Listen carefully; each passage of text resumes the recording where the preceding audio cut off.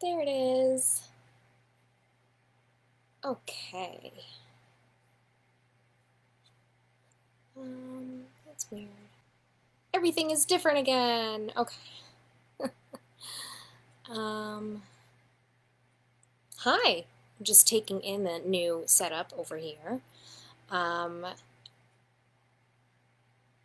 right, well, let's chat about books. It's Tuesday night. That's what we're here to do. Tonight's latte is a giant bottle of water because I just finished my dinner. I had a pretty late lunch. I was in the building today, so I came home kind of late and had a late lunch. So I've just been having some water before I have my dessert tea when I get into bed and read, which is what I usually do on Tuesdays after this. I was just looking at Hoopla while I was waiting for this to load to see what's new and interesting on there and if that correlates to any of the new releases from this week. But before we get into this week's new releases, let's talk about, I finally finished A Universe of Wishes. This is a young adult book. It's a We Need Diverse Books anthology. And I didn't even realize there is another We Need Diverse Books young adult anthology. Actually, let me go get it. I have one on my shelf right now. That I never finished reading, but we have a copy at the library, and I have an advanced reader's copy here, and it's got, again, so many great authors. Let me grab it.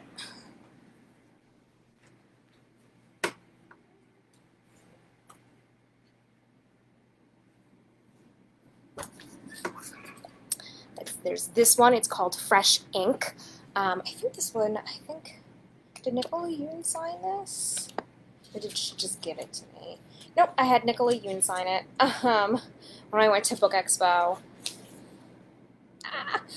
She's the author of Everything, and the Sun is Also a Star, and she has a story in Fresh Ink. Look at all those awesome authors that are included in this one. Just like A Universe of Wishes, all of the authors come from diverse cultures, backgrounds, identities, sexualities, and every kind of difference and every kind of background that you can think of that everybody wants to read people who reflect them, right? There are just there's so many book descriptions that I've been reading lately. I've been trying to buckle down on my young adult book orders, and there are just so many descriptions of books about teens of color or teens who are trans or bigender or asexual, whatever it is that they are. And like the description is always, quite like the description that I read for this one a couple of weeks ago.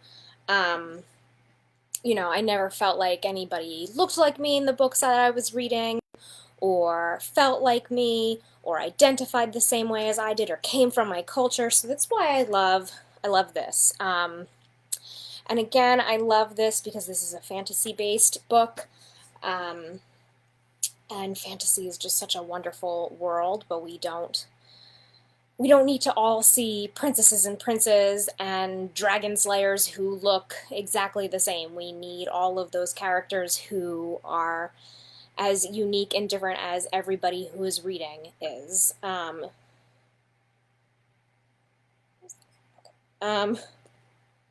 So this is the other one. If you're looking for more of these We Need Diverse Books anthologies, this is Fresh Ink, and we do have it in the library. So I really enjoyed reading A Universe of Wishes. I thought that the stories were creative. I loved going into a new world for many of them. And I hear the cat. And I enjoyed that they were short bites. And I've been so busy and I've been a little distracted lately. I finally finished watching all of the Marvel movies, including WandaVision, so that's been like taking up my time. That was my little media break for myself. And then I've also been doing my puzzle. I think I showed you last week the first puzzle from the Haunted Mansion series, and this weekend I worked on the second one. I didn't finish it yet. But it's nice to have a short story anthology sometimes because you don't need to be like, oh, what was happening in this book? I like picked up and I put it down and I picked it up and I put it down, because I just read one or two full stories at a time, and you kind of have this complete little happening here. And in some of them, you kind of imagine, oh, I wonder what would happen to this character next.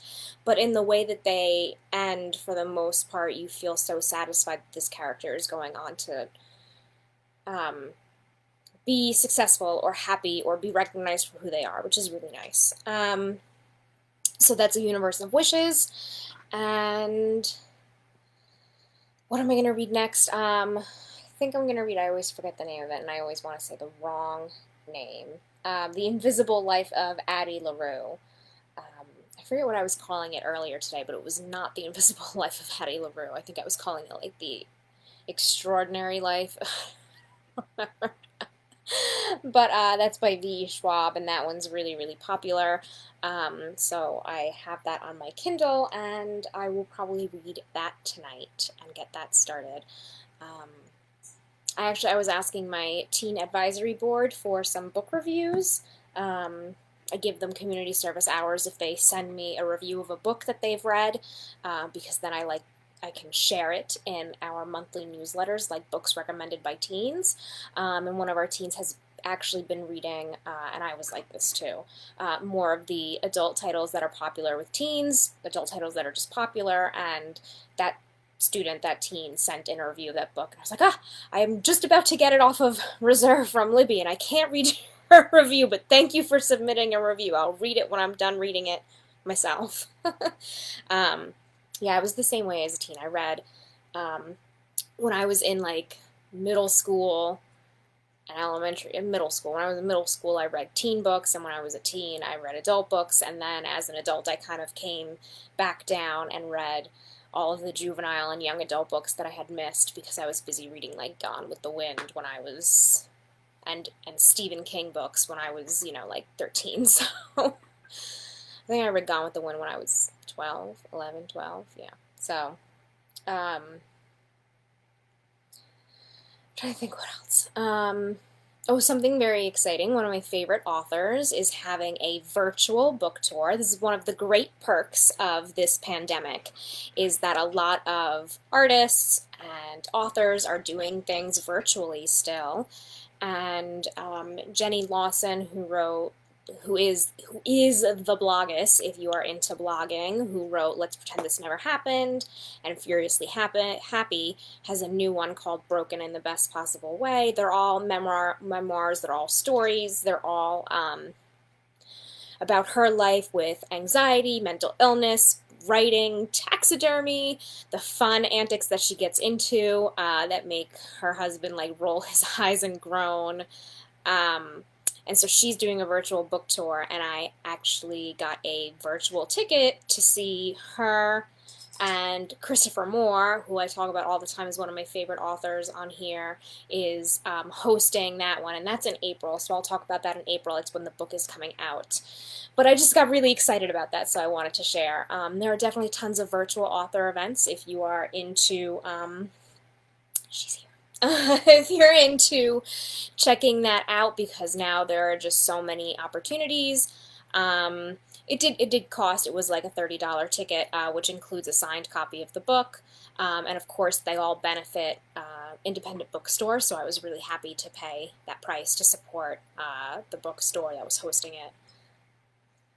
But have you ever seen that your author is going on a book tour and it's like, okay, I don't want to go to the Barnes & Noble in New York City for this, or they're not in my area, or it's going to be too crowded, and especially nowadays, nobody wants to go anywhere crowded.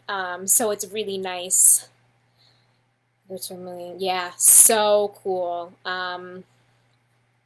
It's such a wonderful opportunity that we can do this now, and I hope...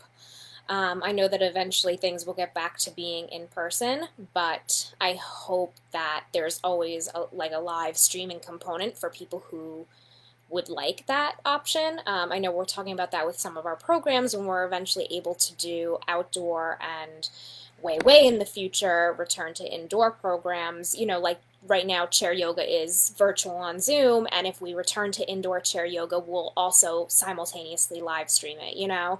So I hope that author events continue in that way too. Hi! You can't really see her. She's just looking. Come here. Say hi.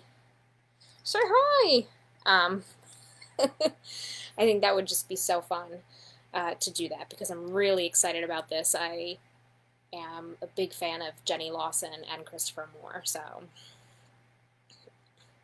yeah, I agree with you. As you can tell, I definitely agree. I think that virtual events are a really great, really great option.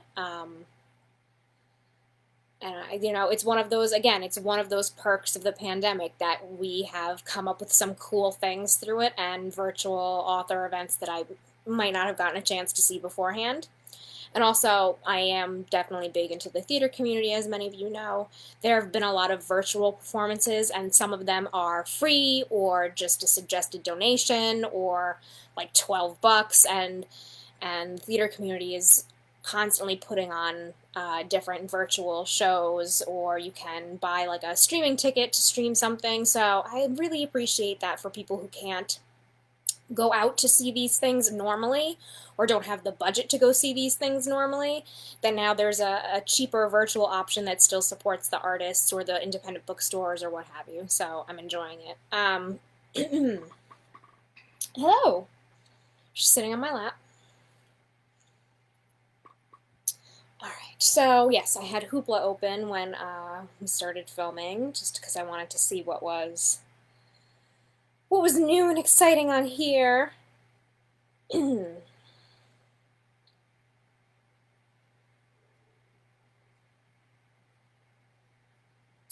Let's see, hi, yes. Oh, this one just came out today, and it wasn't on Libby, but it is on here. Tatiana de Rosnay, who wrote Sarah's Key, which has kind of been enduringly popular. I get people asking about it still. That is on here. Is this an audiobook? Or is this a... yeah, this is an audiobook. Oh, there it is, Flowers of Darkness. Let me see if it's available as only as an audiobook for right now. Sarah's Key is also available as an audiobook.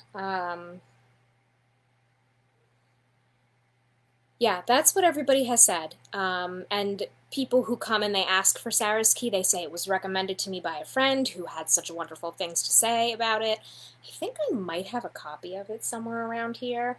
I know I had one at some point, but then I may have donated it. I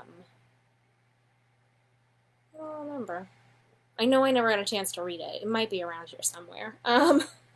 Theoretically, it should be like right here if we're going in alphabetical order, but let me see if I think I have the description up here for Flowers of Darkness. This is, hello. A riveting and emotionally intense novel set in a near-future Paris where a woman confronts past betrayal and present mystery. Author Clarissa is struggling to write her next book. She just snagged a brand new artist residency in an ultra-modern apartment with a view of all of Paris, a dream for any novelist in search of tranquility. But since moving in, she has had the feeling of being watched. Is there a reason to be paranoid, or is her distraction and discomfort the result of her husband's recent shocking betrayal? Or is that her beloved Paris lies altered outside her windows, a city that will never quite be the same, a city with a scar at its center? Stuck inside in the midst of a sweltering heat wave, Clarissa enlists her beloved granddaughter in her investigation of the mysterious high-tech building, even as she finds herself drawn back into the orbit of her first husband, who is still the one who knows her most intimately, who shares the past grief that she has never quite let go. Staying true to her favorite themes, the imprint of the place, the weight of secrets, the author weaves an intrigue of thrilling suspense and emotional power. So it's a thriller, but it's also like a family life novel. That's what I'm looking at the headings. So it says thrillers, Paris, women novelists, family life, marriage and divorce, city life, thrillers, and suspense. Very interesting. All right, let's see if there's anything else super, super exciting on Hoopla. I mean, you could spend hours on Hoopla trying to see everything that's new and that's on here. I don't know if I mentioned this before, but the Echo Wife is on here. That came out a couple weeks ago. Hello, by Sarah Gailey. Let's go to ebooks. The Bridgerton novels are on here. I just started watching the series the other day because, like I said, I'm done with the Marvel Cinematic Universe as of right now. So I was like, okay, what else is everybody watching? Everyone else is watching Bridgerton, so I started watching that.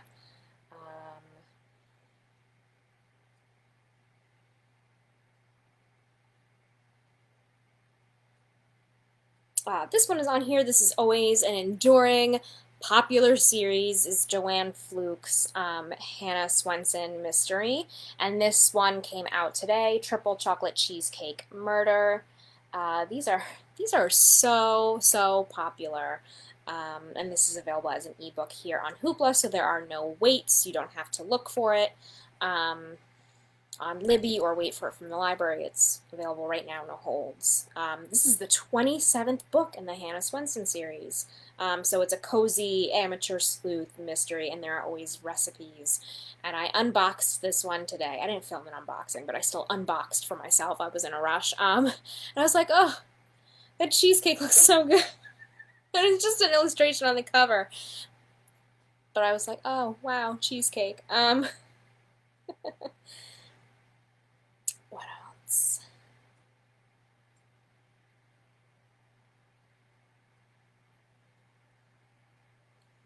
Oh, this is for any young adults or older middle grade kids who are reading the Star Wars series by Claudia Gray. This is a brand new one, and this is on Hoopla right now too. I know that series is really popular. This one is new. I think it came out a couple weeks ago. Again, for young adults. Yesterday is History. This one's really, really popular. Our copy has not come in yet. That's a young adult one that I'm actually really excited to read about. So yeah, there's always, I mean, there's tons of stuff on Hoopla if you just want to explore. Let me see what's on comics too.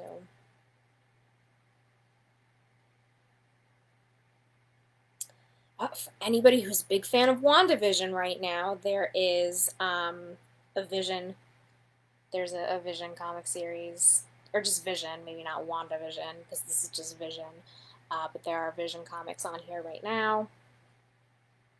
This is from 2016.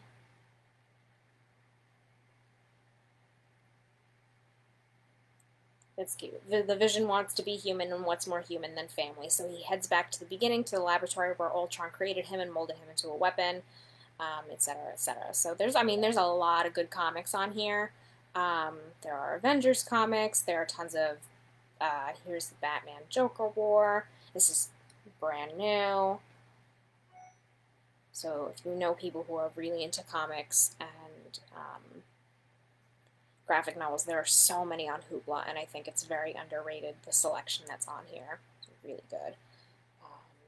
There are tons of Shuri comics for fans of the Black Panther series and universe.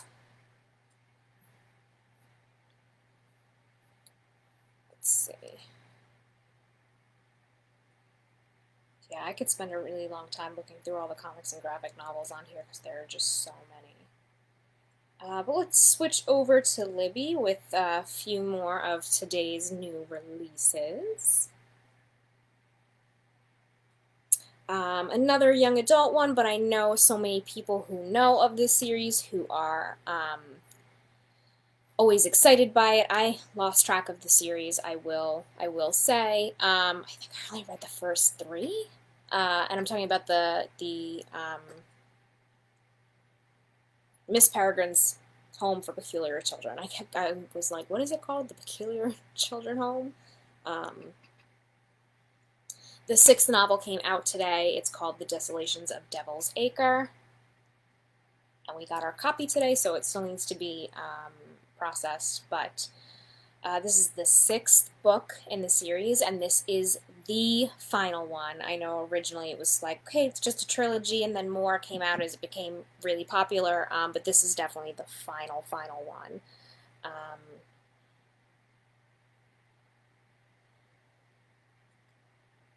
And actually, Libby only has numbers 4, 5, and 6 on here. Again, if you're looking for more in a series, you can scroll down the page, and you'll see, sometimes you can see more of the series on here.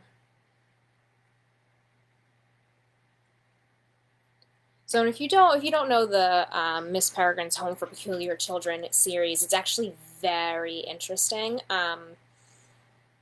I kind of got hooked on the first one because it's got a very unique format where the author had found kind of creepy or unsettling old vintage photographs and wrote a story around them. And the book just has, almost every other page has a photograph that the author has turned into a character or a situation, and they're very interesting. And so I don't know if as the series has gone on, if the photos are still authentic, true vintage ones, or if any of them have been, I should look it up, or if any of them have been made to go along with what the series has turned into. But it's interesting. It's kind of creepy at first, and at first you think it's a ghost story, and then it ends up being something entirely different. But the photos just make it a little creepy because the author chose purposefully creepy photos. But it's a really interesting format, and I actually really enjoyed it when I read the first 3 books.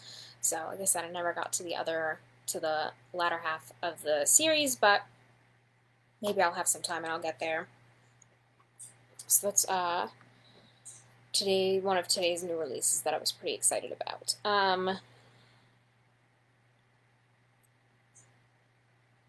Let's see. Steve Berry has a 16th book in the Cotton Malone series. This is The Kaiser's Web. This is also available on Hoopla, so if you don't want to wait for it, I don't know if it's an audiobook or an ebook, but I do know it has availability on Hoopla, because it looks like there's a bit of a wait. Let's see what else. If you're into Westerns,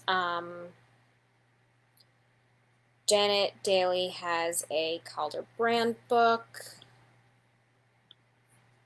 That's the title of the book, but I know it's supposed to be part of a series. The Calder series. So if you like Westerns,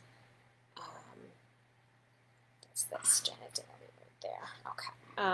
Let's see what else was here. I have a couple on here. Let's see. Oh, there's the Cheesecake Murder. There's Flowers of Darkness. From the author of the Chilbury Ladies Choir, which I know is enduringly popular as well. Which is Jennifer Ryan. This is a new one. It's called The Kitchen Front. We got our copy today. Let's see. An unforgettable novel of a BBC-sponsored wartime cookery competition and the 4 women who enter for a chance to better their lives. 2 years into World War II, Britain is feeling her losses. The Nazis have won battles, the Blitz has destroyed cities, and U-boats have cut off the supply of food. In an effort to help housewives with food rationing, a BBC radio program called The Kitchen Front is holding a cooking contest, and the grand prize is a job as the program's first ever female co-host. For 4 very different women, winning the contest would present a crucial chance to change their lives. For a young widow, it's a chance to pay off her husband's debts and keep a roof over her children's heads. For a kitchen maid, it's a chance to leave servitude and find freedom. For a lady of the manor, it's a chance to escape her wealthy husband's increasingly hostile behavior. And for a trained chef, it's a chance to challenge the men at the top of her profession. These 4 women are giving the competition their all, even if that sometimes means bending the rules. But with so much at stake, will the contest that aims to bring the community together only serve to break it apart? Um, so I thought that sounded really interesting. Again, that's The Kitchen Front by Jennifer Ryan. Um, yeah, I actually think I may want to read this one. I was kind of hooked on the description back when I ordered it, and then when I saw it again come in the box today, I was like, oh yeah, this one. It just sounds really interesting, and I mean, not for nothing, but I love cooking competition shows to begin with, and as I always say, World War II fiction is constantly getting to be better and better and better, and is really, really popular. Um, and I don't see that trend going away. And I don't even see World War II fiction even as a trend anymore. I think it's just a staple at this point. People love reading about the time period. There are so many different places you can go to when you're writing about that time period, and so many different angles that you can take. And I can see why people love to write and read about it. So I'm actually pretty excited to read this one. The Kitchen Front. And then there is a new one. This is by Allie Benjamin, who has written normally middle grade novels. So this is Allie Benjamin's adult debut. And it's called The Smash Up. It's a domestic fiction, they call it. Let's see. Life for Ethan and Zoe used to be simple. Ethan co-founded a lucrative media startup, and Zoe was well on her way to becoming a successful filmmaker. Then they moved to a rural community for a little more tranquility, or so they thought. When newfound political activism transformed Zoe into a barely recognizable ball of outrage and #MeToo allegations rock his old firm, Ethan finds himself a misfit in his own life. Enter a houseguest who is young, fun, and not at all concerned with the real world, and Ethan is abruptly forced to question everything: his past, his future, his marriage, and what he values most. Startling, witty, thought-provoking, wise, the shock of recognition, as it deftly illuminates some of the biggest issues of our time. This mashup is a wholly contemporary exploration of how things we fail to see can fracture a life, a family, a community, and a nation, inspired by a classic Edith Wharton tale about a small-town love triangle. So that sounds really interesting, and it's the rose. Yes, the rose. Yep. Yes, those we've all ordered. We have ordered all of those. The rose code, I may have ordered more than one copy because there's hot demand for that one.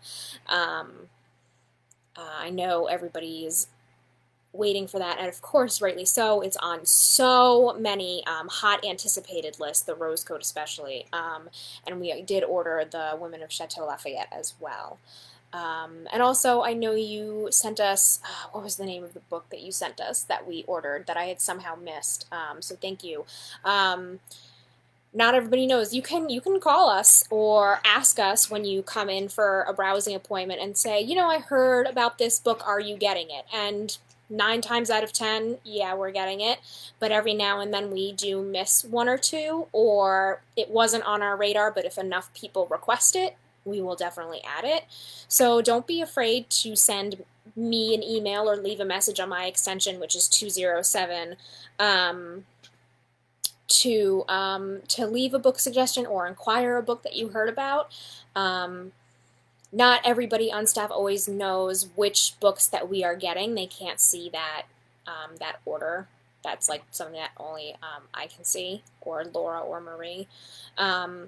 But you can always leave a message for me, and I'll say, yeah, we're definitely getting it. Do you want me to put your name on the list? Or, no, I didn't, I overlooked that one, or I didn't know about it, and if I get more suggestions for it, or if it's got great reviews, I'll add it to our collection. Our collection is based around everybody in the community. So, yes, hello. Hi. It's playtime now. she's had her pre-dinner snack. It is playtime. She woke up from a nap. Yeah, please always ask if we're going to get something or send suggestions, because I want to make sure that like I said, our collection is centered around our particular community. There are some books that are really popular but are not popular in our community, or vice versa, are really big in our community but not anywhere else. And it's been very fascinating learning and figuring out what's going to be popular in our particular library. So it's a lot of fun. So yes, those books will be coming in. I don't know if they're in the catalog yet, but if you want, I will just jot down your name with those and put it in my office in case you can't request them yet on Buckles, just so I know. Sometimes things get put into the catalog really early and sometimes they don't. We can't control that. That has to do with how soon the catalogers can get the MARC record. This is all library science things. They're not in the system. Okay, I'm going to write down those titles with your name on them. See, it helps. There are benefits to communicating with the librarians. We have so many people who know